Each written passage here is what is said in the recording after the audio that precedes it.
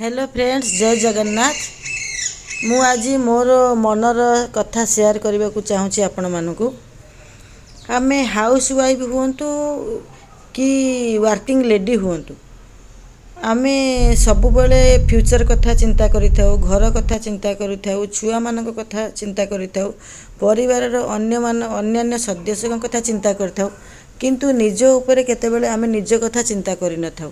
निजर फ्यूचर कथा जदिओ चिंता करिथाउ, किंतु एबे आमे आमर निजर शरीर निजर मन ता उपरे आमे ध्यान देई नथाउ। सेतिपई आमे कौन करबा, सबुबले घरर काम किंबा ऑफिस काम व्यस्त न रही आमे टिके निजकू ध्यान देबा, फल आम फ्यूचर टिके भल हो पारिबो। आमे आमको रोगाग्रस्त आमे बहुत जल्दी हबानी। सेतिपई आमे सबुबले टाइम बाहर करी बुली आसीबा, जाकि से समुद्र कूल हो कि झाड़ जंगल हो कि मरुभूमि हो, टिके सबुआड़े बुली आसिले आमर मनरे जो दुश्चिंता चलता सेटा सबू आउ मन को आसी न थाए। फल आमे कम रोगरे पड़िबा, आमे ऑलवेज सुस्थ रहिबा। तेणु मु आज टिके समुद्र कूल बुली आसिली।